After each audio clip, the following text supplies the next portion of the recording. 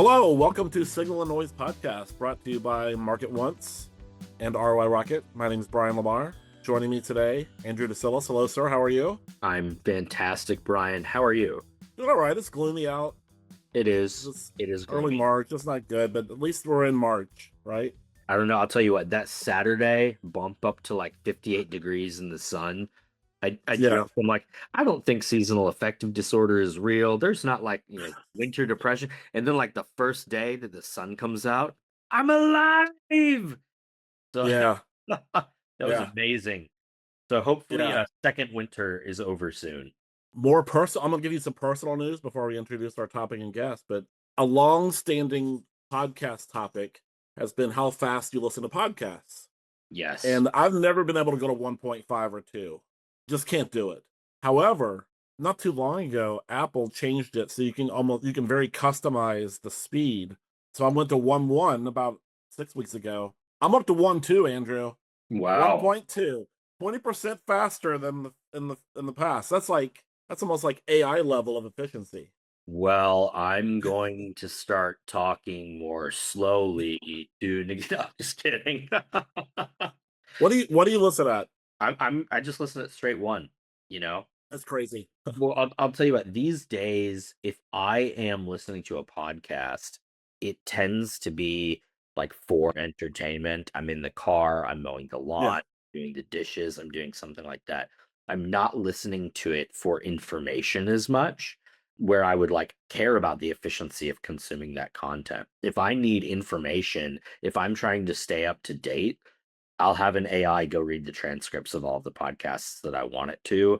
And I do have batches of podcasts that are summarized to me in recurring perplexity tasks. So that's kind of how I would access that, where the efficiency would matter. If you put the effort into making a beautiful podcast, I'm not going to speed it up so you sound like you're on helium or something like that. I don't know. You didn't have to AI my 1.2. For some listeners, that's a really big insight. Now's a good time to bring on Tim Matthews. Tim Matthews, a coworker of ours here at ROI Rocket, heads up our in-person intercept team. They're doing that Mhm. for a long time. We're going to talk to him about that. Tim, what speed do you listen to? First question, tough one right off the bat. What Dude, speed do you listen to podcasts? I was listening to you guys. I'm like, I don't know what you're talking about, man. This is my Oh, first. This is my first podcast that I'm doing, and I don't yeah. really listen to podcasts, so no Okay. idea. So probably To Oh, zero awesome. would be my number. But what podcast is you the only thing we do at like 1.2 speed or 1.5 speed or 2.0 speed. You don't do Yeah. that for any other medium. You don't listen to music that way. You don't watch YouTube videos that way. You don't stream that way, right? It's Oh, just so it's the podcast for voice some speed. reason. So it's the voice yeah. speed. Yeah. So like So literally, if it's a 30-minute episode and you put it on 2.0, it will be done in 15 minutes. Oh man, that means Yeah. your brains are yeah. fast, man. You got to have a Yeah, fast exactly. brain. Yeah. I'm Yeah. probably 0.5. Anyway, give us feedback. What do you listen to our podcast at? Do we talk too fast, too slow? We'd love feedback. Tim, thanks for joining us, man. We're going to get to know you a little bit today and talk about, I wouldn't say it's new capabilities for ROI Rocket. It's something we've done for a while, but I think we're really understanding newer benefits and use cases due to some challenges in the industry that we're reacting to. And so, welcome, Tim. Maybe we'll just start off.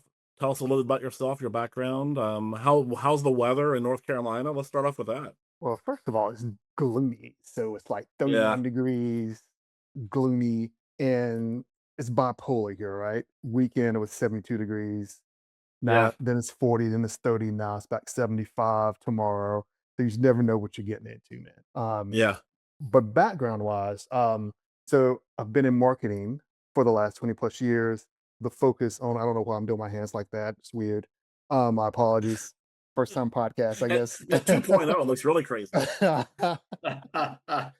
Yeah, so started out in the regulated marketing space and tobacco space, Winston Cup Series. I don't know if I'm aging myself like that, Yeah, but that's certainly aging yourself with the Winston yeah, Cup. dude, that's the early 2000s. You know, first job, RJ Reynolds working for the Winston Cup Series, Talladega, Alabama, in the infield, peddling Wow. Winston cigarettes. So that's how this Yeah. this journey started. Then it kind of just morphed into being able to go from a very tactical, hey, here are these cigarettes. Because what we found was no one associated Winston Cup with Winston cigarettes. So Hmm. there was a marketing research issue. And There we then, go. as we go down the road, we can talk about how I got into marketing research, but that was kind of the first experience going from a agency guy, marketing agency guy doing tactical activations to building a marketing research firm that focused on initially qualitative, quantitative, and then mastering the intercept, consumer intercepts, and then parlaying that into my relationship with you guys, ROI Rocket now. Okay. Cut to today, and we'll get to the middle in a second, but cut to Yeah. today, you can I like how you sell it. I can tell you, I can talk about it, but like you can find pretty much anybody, right?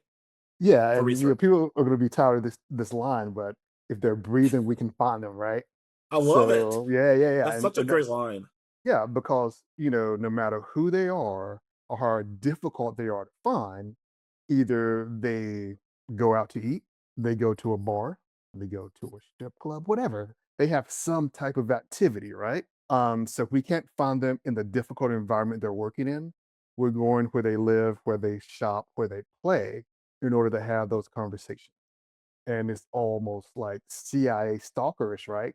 Because once we find out who they are, we may follow them to where they go, play, live, not live. We're not going to the house, but understanding the archetype of that person and an attorney. Are they going to an after hours spot in Manhattan?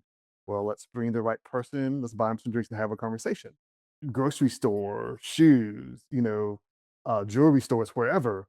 We try to align their hobbies to our activities to be able to have engaging conversations in a group setting, especially if it's a high end, low incidence respondent. If that makes sense. This is so intriguing to me, and I'm glad you're part of our team because, Andrew and I have been going around talking about the state of the industry and the Mm. challenges that we face, which aren't really new challenges, primarily around quality and trust of data, of quantitative data with online panels and online Yep. research in general. Challenges with low IR, which, by Yep. the way, we're doing a webinar. Tim and I will be doing a webinar here later this month. A little short plug. Hasn't been announced yet, but by the time you're listening, it probably has been. And so when you have inherent distrust of some online data coupled with, on our best day, we can't reach low IR populations and niche populations. This is a reaction to that. That if we can't find them on an online panel or with all the cool things that we do, again, on our webinar, we'll show you some of them, but we still can't reach people like you can.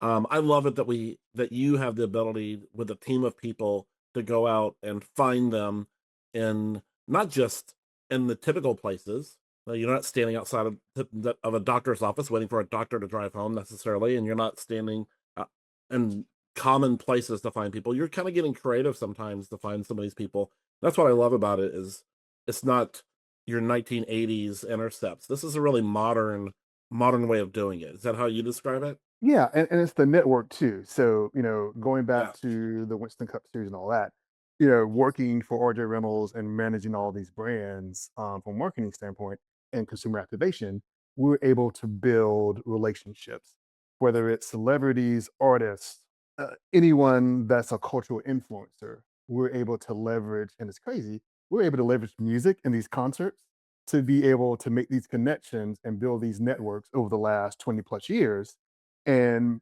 taking whatever you got, we as our Rocket have as a low incidence respondent. How do we how do we get into this network and find out who it is? Because, unfortunately, everyone, people may have a mom that has a rare disease or something, or an aunt. And if you tap into that network of someone who's literally dealing with these situations, they can then tap into their network, tell their story, and then drive in more people that have the same type of challenges. And then we're able to take our teams to vet it and get you the incidents and the people that you're looking for. Well, I know Andrew has a question. I'm sure he does, but Yeah. one thing you keep saying that I love is tell their story. You don't Yep. say take a survey or answer a Right. questionnaire. That's how Andrew and I probably talk too much. You're talking about like depth, tell your story, which to me means qualitative and very personal, right? Yeah. And it goes back to my marketing experience, right? Where initially used to be transactional. We don't want these transactional conversations.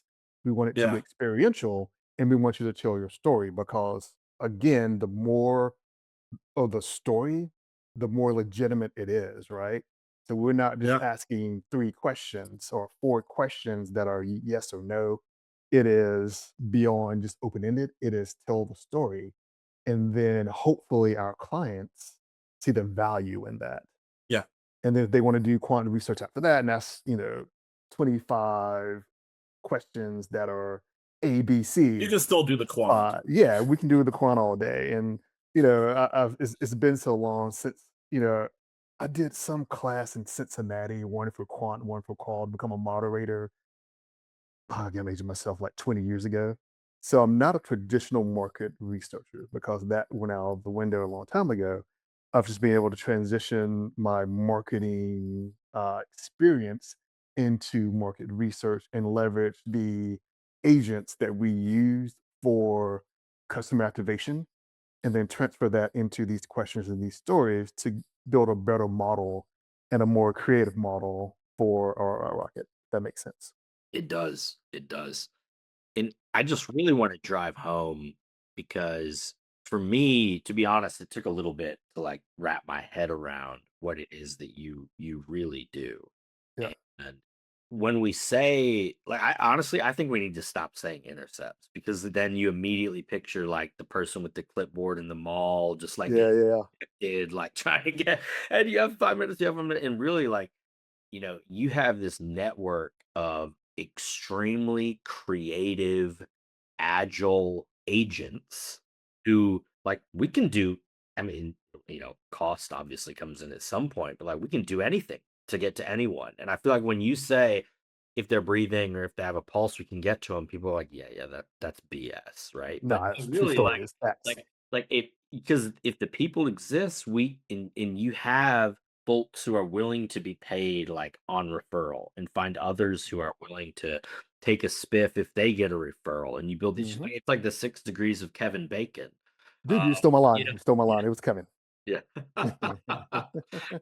But we were talking about and I won't use the actual example, but like let's say we needed to talk to someone who's in charge of distributing lawnmowers to Home Depots and Lowe's and Yep. stuff like that. Like that is like the logistics part of it. Okay, that's like a couple hundred people. Impossible online, impossible. But you said for a similar challenge, like, well, we'll just send the agents into Home Depots. We'll give the people who talk to those people a referral if they give us contact information. And then if the interview takes place, your agent, the referral, and the end respondent, like they all get paid. Oh, Um, 100%. and it's just like the things that like if our life depended on getting that respondent to answer, but we don't have the time to do it, like we would figure out a way. And that's what you and your team do is you get really creative and these people think it's a lot of fun. I think you said it's like a part-time kind of like gig economy thing for a lot of them. Oh, yeah. Yeah. Uh, and just go on these missions and get to populations that we would never be able to do normally. And it's just so much more than intercepts what you and your team do here. Yeah. Look, if it was, hey, go into Lowe's or, we need to find 15,000 people who use MasterCard or something very simple. Yeah, that is, we got the iPad, we figure out where to go, we figure out the markets, and we go find 15,000 people very easily and answer those questions. But if it's something like, hey, we need to find someone in a private golf club that does X, now we got to be creative and figure out what's the strategy to get to that person. And that's what we do best. That's where we thrive. We can do the easy stuff all day. But when it comes to, hey, how do we find this needle in the haystack? How do we find this 1% incidence rate? Well, we can find them. Like I said, if the pulse is there. There's somebody, that knows somebody, and we're going to figure out how to get there and not go to prison while finding them because we're stalking them. So, You remind me of the wolf from Pulp Fiction. I've used that reference before, where you have a kind of a unique set of skills, and people probably come to you with like impossible requests. And does that kind of get you going? Is like, oh, cool, I can figure this out. They said it couldn't be done, but I can figure this out. Well, I feel like, as we have these presentations with our clients, they're trying to challenge us, right? Just like, Yeah. there was one last week, I know we probably can't talk about it on here, but it was something that was very rare, and it was teetering on, man, this, wow. But we figured Well, out how to find it. and this is probably what happens. This is when the few times we presented this, it opens people's minds that are consulting with brands. They know their business problems, and there are business problems in their head they've never been able to solve before because it's impossible with research, or they thought it was impossible. But now, all of a sudden, like, wait a minute, this problem that I've been trying to solve for a year, 5 years, 10 years, or my client or brand has been trying to solve, now I can let's talk about it and figure out how to do this. And that's what I love about it is that when I think of in-person recruiting, I love it that you said that, Andrew. This isn't really intercepts. That seems almost invasive.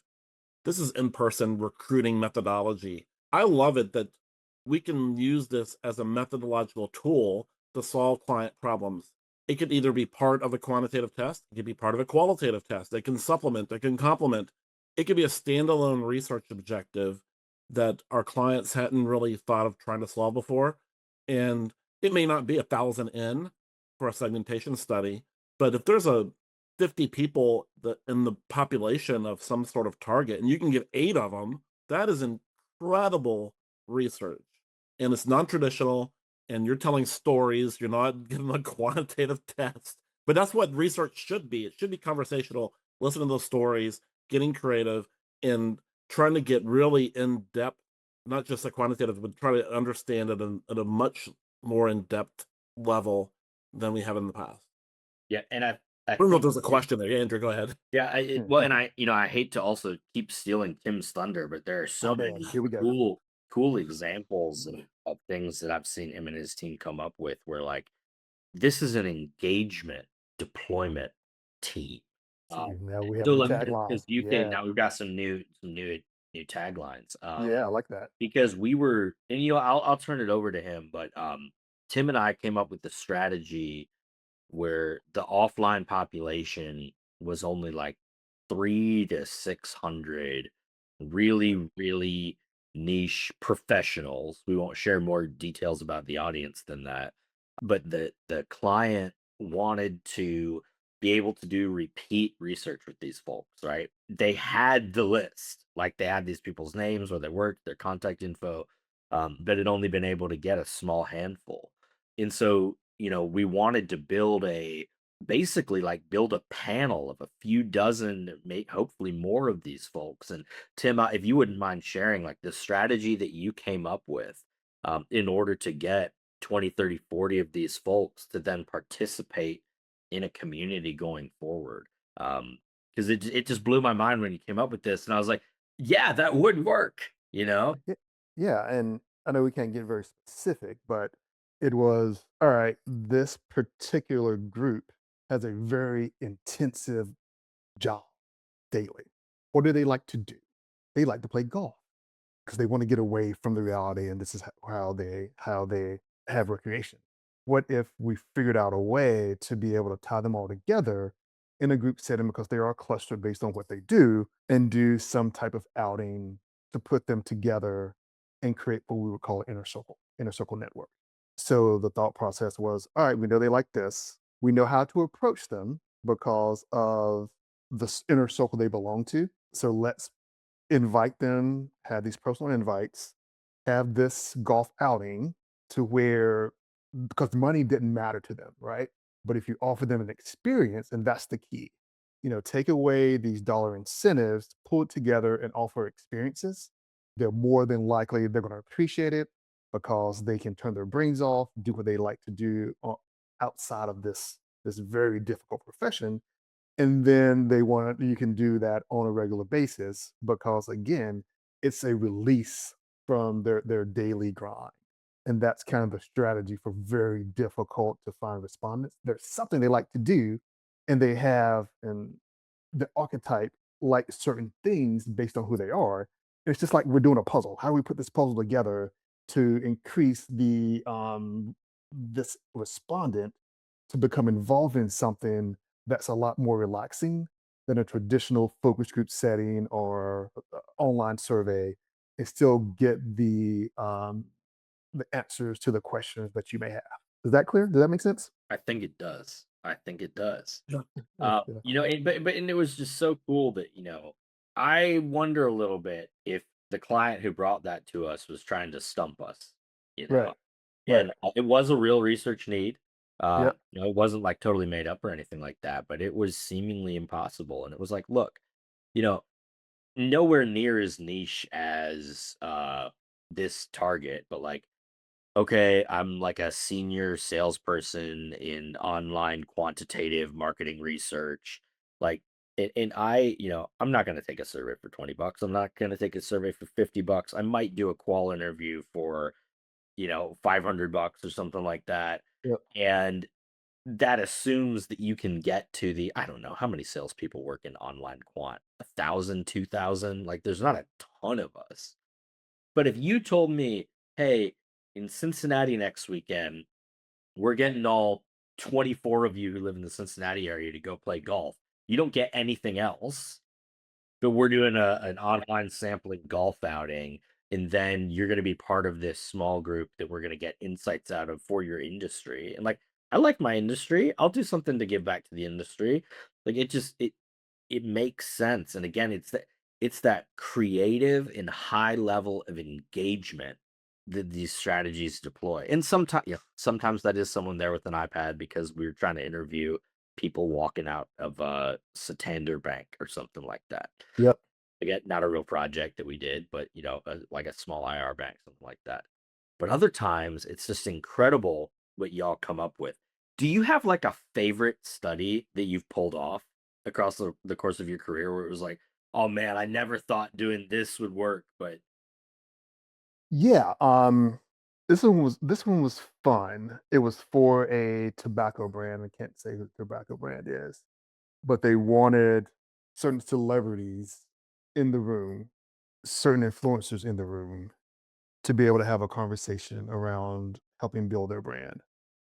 So the, luckily enough, we had unlimited budget. So we were able to kind of go where they play, which is fun. I can't really say where they play, but we went to where they played.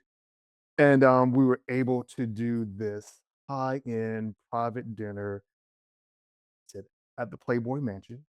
And we're in, right. And we had the best cars up front. So we had Bentleys and Lambos and all these things to create the experience. We had, the incentive was a personalized like piece of jewelry by Jacob the Jeweler. I'm aging myself again. But it was a high incentive, high roller recruitment that nobody thought we could pull off. And that was one of the funnest recruitments that we ever did for a brand. And the outcome was exactly what that client wanted. And people still talk about it as in the inner circle, still talk about it to this day. I bet they do. Holy Yeah. cow. Yeah. Yeah. So, I mean, we had some high powered people up in that piece from actors to rappers to singers to um, artists who actually created like the experience in the house. And then, after we were done with the forum and we got the qualitative info that we needed, then one of the artists actually just did a performance out of nowhere.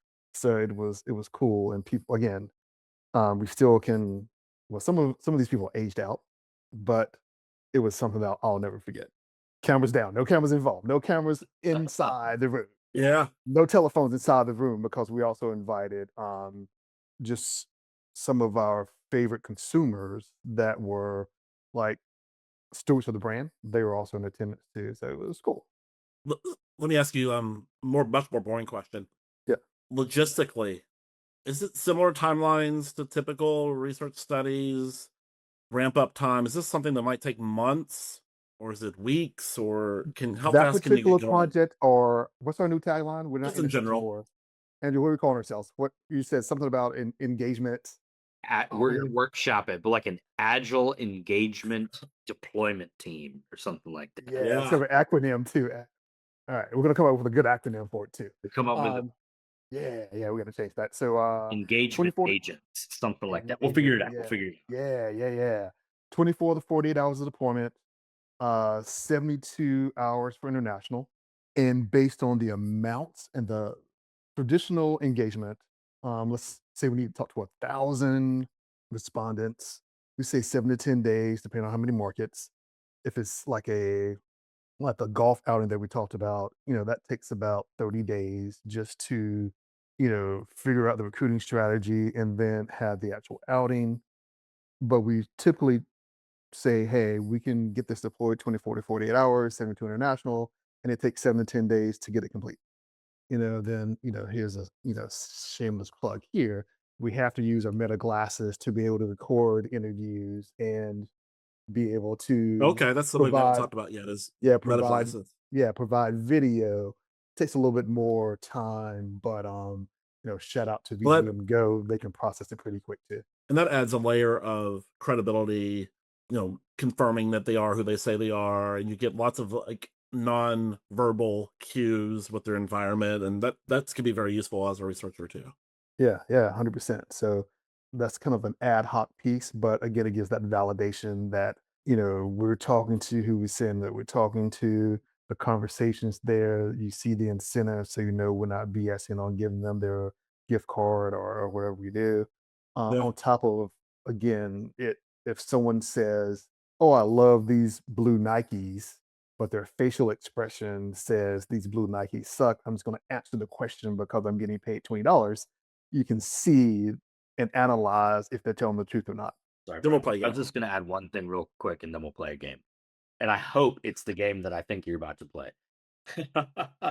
You mentioned the meta glasses adding a level of credibility, and I think that market researchers tend to be really skeptical, right? Especially when we're Yep. talking hard to reach audiences, and with the complete proliferation of fraud and online quant panel, when we talk about being able to do hundreds of retail small business owners in a matter of days, people are saying like, oh yeah, because your interviewers are sitting there taking the iPad and taking the survey themselves a whole bunch of times, right?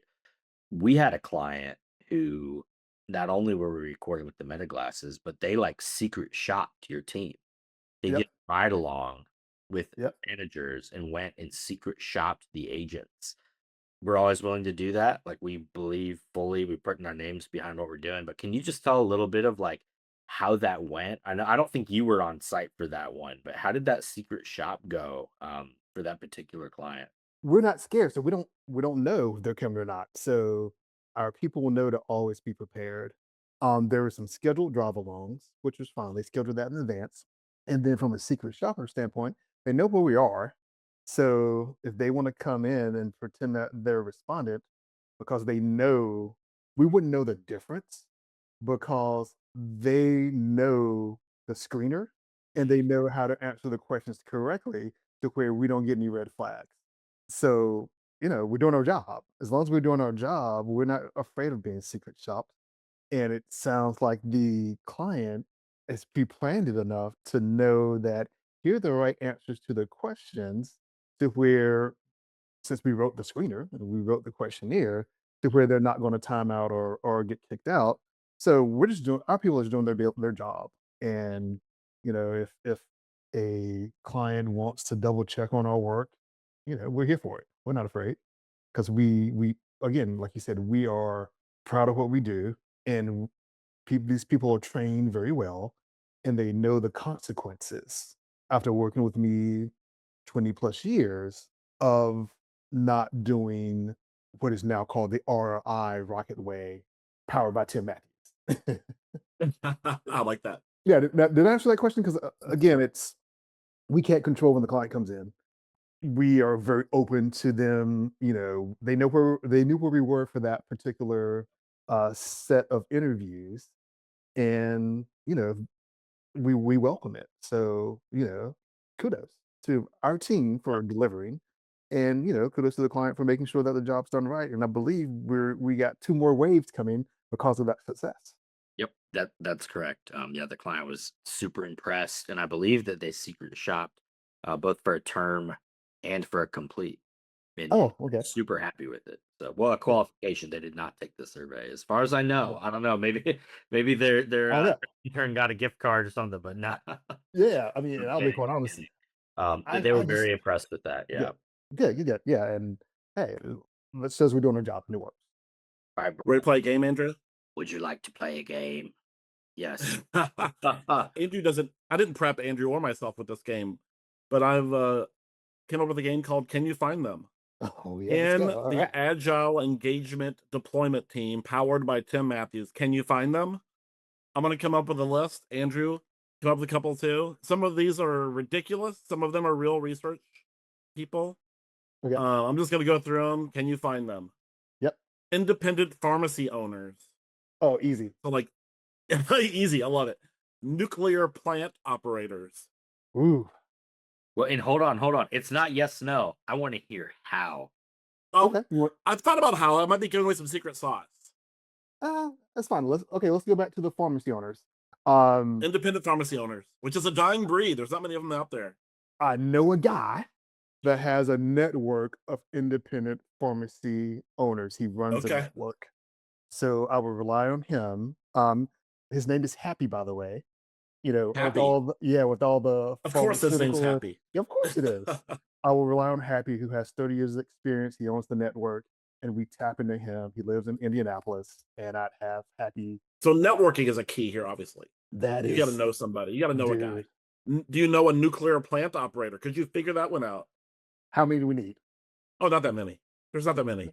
Handful. I know a guy. Okay. This game should be I know a guy. So Does Tim know the right guy? yeah. What about people that have never owned a smartphone? Oh no, let's go back to the nuclear one first. Let me tell you how I'm gonna get it. Okay. So I know a I was guy. giving you a pass. Nuclear. No, Okay. no, no. I know a guy. There's a nuclear power plant in Lake Norman, North Carolina, run by Duke Power. I got a guy that knows a guy that could find that guy, and then I assume they all know each other. We probably get 5 of those dudes across the. So US. this really is, when you say 6 degrees of Kevin Bacon, it really is a 6 degrees of Kevin Bacon, because sometimes you're 2 people removed from the guy, but you know the guy that will know the guy. Yeah, because remember, I hate to age myself, but I grew up with, knock on wood, some very successful people all Yeah. across the US that are doing great things. My guy, Cool. Brian Griffin, I'm calling out names, Yeah. works for Deep Power, and he has access to the dude that runs, because we had a conversation about the nuclear power plant in Lake Norman. Boom. What else you got? Let's get it. A little known fact, some people know this. I was once a competitive eater, and I competed against Joey Chestnut. Can you find competitive eaters? Oh, dude, of course. Hot, I'm what like, do you want? if you're watching You want this hot on dogs? YouTube, it's better. He rolls his eyes and like scoffs at me. Of course you can. You want hot dogs? What are we eating? What are we eating? Bologna sandwiches, hot dogs? What are they eating? I was in the world brat eating contest. Nice. Can you find storm chasers? Yeah, that should be pretty. Yeah, like I'm chasing tornadoes. Yeah. Yeah, I could. Yes, you know we That's probably. Here's how. Okay, so I have a guy named Henry Butler. So you guys will keep asking. Him and his wife are Hollywood producers. Okay. There was a new movie Twister? called Twister. Yeah. They used real people that are actually storm chasers. Okay. They were the Check. casting directors for that movie, and they could help me find storm chasers. Brilliant. I Leah have 2 more. Boom. Yep. Number 1, rural. That's a key. LGBTQ plus adults. Which is, high demand in research. Andrew gets that request. Man, all a day. lot of times we can't profile on sexual orientation. That's true.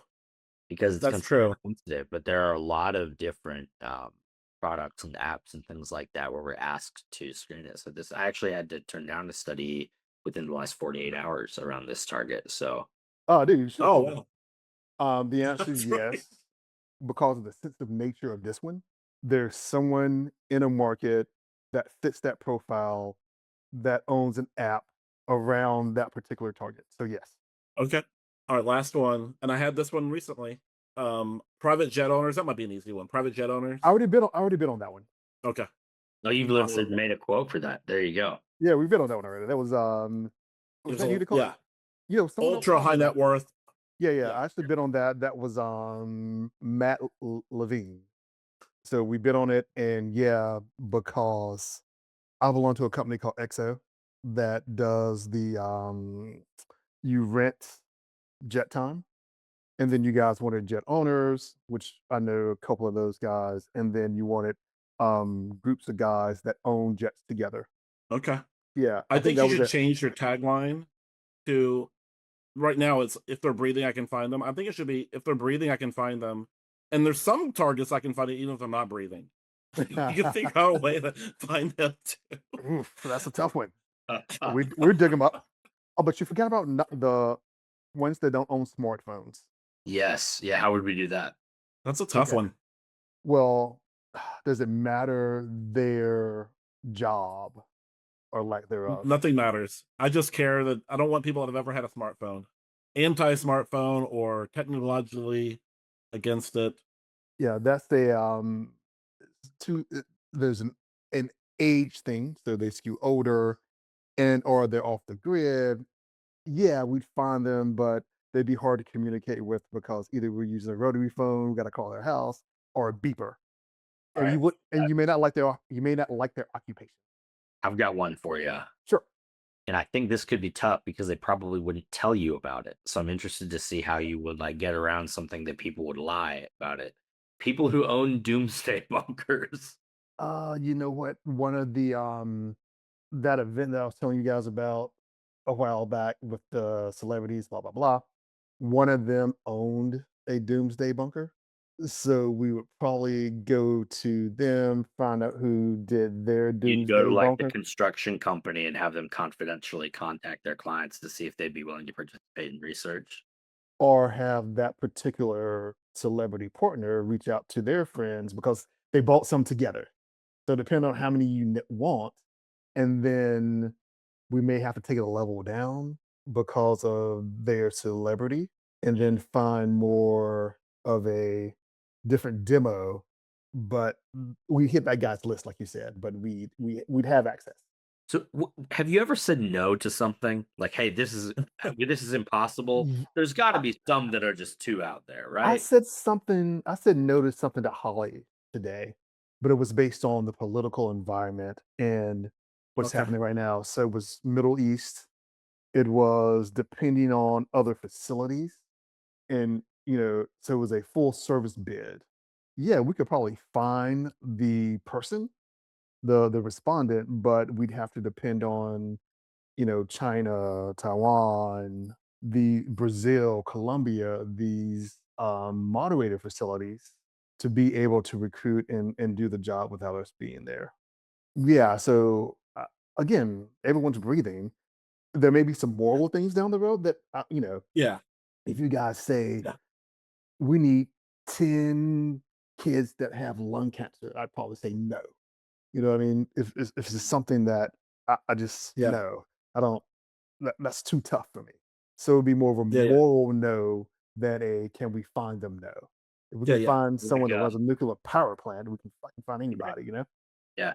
Or it almost comes down to the like the agents, like is agent safety, agent comfort, are those Yeah, things yeah, yeah, into yeah. play? And we Do definitely see along those lines. Yeah. yeah, New Orleans Sixth Ward, go find cocaine dealers for something. No, probably not. Yeah. So it has to be. It's either safety or my own personal moral compass where I'd max out. But other than that, I'm open. Well, Tim, I know we're kind of coming up on the end of our time here.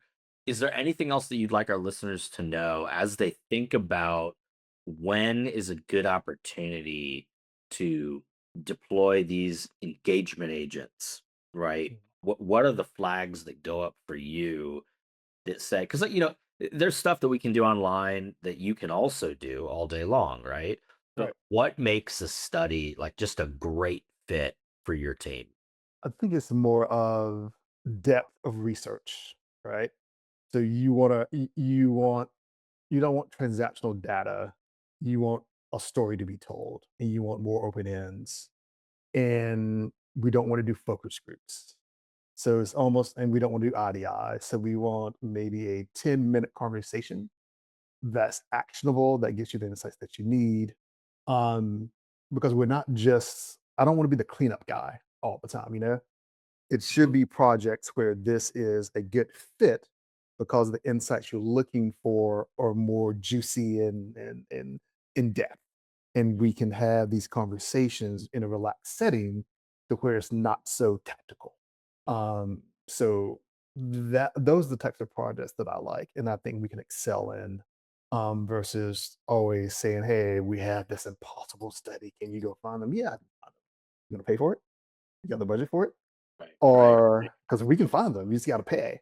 But if you want just juicy, just stickiness, and you want to have open conversations that are continuous, that you can go on and on and on with, versus just one project, give us an opportunity.